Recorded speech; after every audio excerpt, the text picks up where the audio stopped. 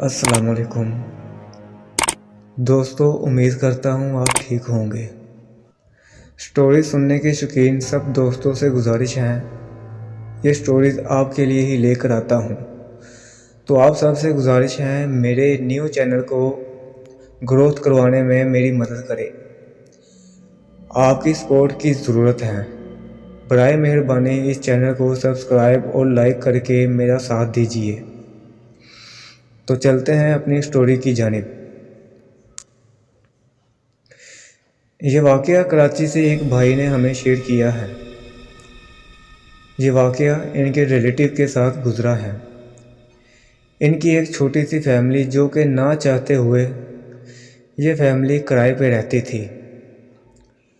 बहुत strong family के साथ ताल्लुक़ रखने के बावजूद फिर भी किराए पे रहती थी, सिर्फ़ इसलिए कि सबसे छोटे भाई थे। बड़े भाई का एहतराम इस इंसान में घूंट घूंट के भरा हुआ था। पहली बार जब इन साहिब ने मकान किराए पे लिया था, लगभग 5 से 6 साल पहले की बात है। गुलशन D13 के एरिया में जब मकान मिला तो इस मकान में अभी कुछ दिन ही गुजरे होंगे। इत्तेफाक से जहां इनका घर था, इनके राइट तरफ का मकान और लेफ़्ट तरफ का मकान भी खाली था। और ये मकान काफ़ी पुराने बने हुए थे, लेकिन दिखने में बहुत ही खूबसूरत थे। कुछ दिनों बाद इनकी बेगम को एक खौफनाक ख्वाब आया, लेकिन ये ख्वाब इनकी बेगम ने किसी से नहीं बयान किया। अगले दिन इनके बेटे को भी यही ख्वाब आया। इनके बेटे ने भी किसी से नहीं बयान किया।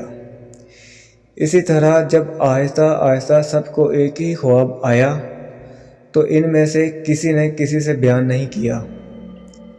एक दिन जब इनकी माँ को जब ये ख्वाब आया, तो इनकी माँ ने अगले दिन जब ये ख्वाब अपनी बहू को बताया, तो एकदम से चौंक गई और अपनी सास से कहने लगी कि यही ख्वाब तो मुझे कुछ दिन पहले आया था। ऐसे ही दिन गुजरता गया। रात को जब इनका शौहर जॉब से घर आए, खाना वगैरह खाया, यानी जब बिल्कुल रिलैक्स हो गए, तो इनकी बीवी कहने लगी, अम्मी को आज ये ख्वाब आया है, लेकिन यही ख्वाब मुझे कुछ दिन पहले भी आया था। इसके शौहर ने हैरान होकर पूछा, क्या ये ख्वाब आप लोगों को भी आया है? इसकी बीवी ने अपने शौहर की तरफ देखते हुए कहा, हाँ, लेकिन आप इतने हैरान क्यों हो रहे हैं? शौहर बोला, ये ख्वाब तो मुझे भी आया है, लेकिन ये कैसे मुमकिन है एक ही ख्वाब ये सबको आए? पास बैठा हुआ बेटा भी कहने लगा, पापा ये ख्वाब तो मैंने भी देखा है। अब इन सब की बत्ती बुझ गई थी। सब हैरानगी से एक दूसरे की तरफ देखने लगे। अब किसी से ढकी छुपी बात न रही। इस ख्वाब के मुतालिक बातें कर रहे थे। रात 12 बजे का टाइम होगा कि एकदम इनको आवाज़ आई कि छत का दरवाज़ा जैसे किसी ने खोला हो। एकदम से सब डर के बैठ गए और कहने लगे, हम सब तो कमरे में बैठे हैं, तो फिर छत पर कौन है? आहिस्ता आहिस्ता से किसी की सीढ़ियाँ उतरने की आवाज़ आने लगी और ये आवाज़ मुसलसल आ रही थी। कुछ ही लम्हे बाद ये आवाज़ इनके सहन से आने लगी, जैसे कोई सहन में चल फिर रहा हो। अब किसी की हिम्मत साथ नहीं दे रही थी कि उठकर कोई बाहर जाके देख सके। काफ़ी देर गुजरने के बाद जब आवाज़ आना बंद हुई, तो अंकल उठे तो हल्के से दरवाज़ा खोलकर देखने लगे। इनको बाहर कोई नज़र न आया। इस रात सब की खौफ से गुजरी। अगले दिन जब सुबह सुबह आंटी नाश्ता बनाने के लिए किचन में गई, तो बहुत भयानक चीख आंटी की सुनाई दी। जैसे ही अंकल भागकर किचन में गए, तो इत्तेफाक से अंकल के मुंह से भी हल्की सी चीख निकल पड़ी। किचन में कच्चे गोश्त के टुकड़े पड़े हुए थे। जगह जगह पे खून के निशान थे। ये देखकर सब बहुत ज़्यादा डर गए थे।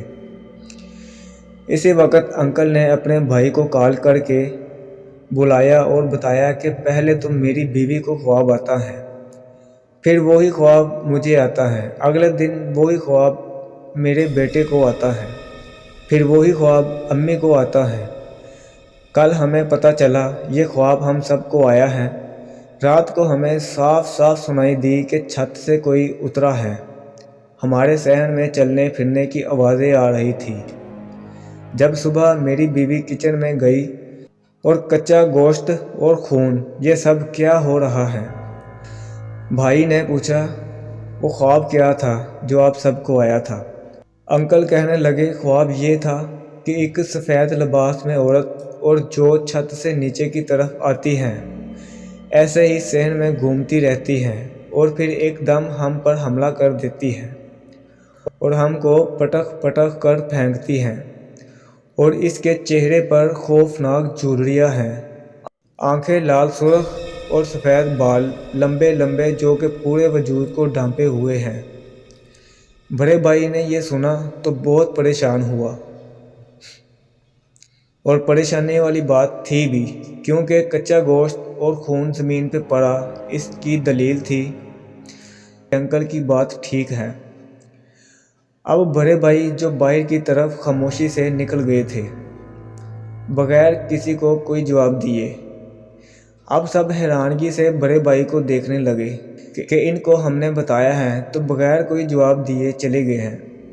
لیکن کچھ دیر بعد بڑے بھائی ایک بزرگ کو لے کر آتے ہیں۔ اس بزرگ نے پورے گھر کا معائنہ کیا اور کہنے لگے، اس گھر میں کوئی غیر مرئی مخلوق کا بسیرا ہے۔ اس گھر میں ہی نہیں بلکہ 7 جو گھر ہیں ان میں بھی ان کا قبضہ ہے۔ ان تینوں گھروں میں یہ مخلوق اپنی پوری فیملی کے ساتھ رہ رہی ہے۔ پھر ان بزرگوں نے ایک کمرہ خالی کروایا اور ایک عمل میں مصروف ہو گئے۔ نہ جانے کچھ دیر بعد یہ بزرگ کسی سے بات کرنے میں مصروف ہو گئے۔ صرف بزرگ کی ہی آواز ہمیں سنائی دے رہی تھی۔ بزرگ کس سے بات کر رہے تھے یہ ہم نہیں دیکھ پائے۔ کچھ لمحے بعد جب بزرگ فارغ ہوئے تو ہمیں کہنے لگے، اس مخلوق کا کہنا ہے ہم یہاں سے چلے جائیں۔ انکل کہنے لگے، اب کچھ ہو سکتا ہے؟ بزرگ کہنے لگے، ہاں ہو سکتا ہے، عمل کے ذریعے ان کو بھیجا جائے۔ پاس کھڑے بڑے بھائی نے کہا، نہیں یہ لوگ نہیں، ہم لوگ یہاں سے جائیں گے۔ ہم لوگ اس مخلوق سے کسی قسم کا کوئی جھگڑا مول نہیں لے سکتے۔ بزرگ نے کہا، بیٹا جب عمل ہوگا یہ چلے جائیں گے، اس کے بعد کسی کو کوئی نقصان نہیں ہوگا۔ لیکن بڑے بھائی نے کہا، جو بھی ہو ہم اس مخلوق سے ٹکر نہیں لیں گے۔ یہ مخلوق جانے یا جن کا گھر ہے وہ لوگ جانے۔ اس کے بعد انکل نے یہ گھر چھوڑ دیا۔ لیکن انٹی بتاتی ہیں، مجھے جب بھی یاد آتا ہے یہ واقعہ میں آج بھی ڈر جاتی ہوں۔ تو بہت شکریہ اپنا قیمتی وقت نکال کر سٹوری سننے کا۔ دوستو سبسکرائب کرنا مت بھولیے گا۔ دوبارہ حاضر ہوں گے ایک نئی سٹوری کے ساتھ۔ اللہ حافظ۔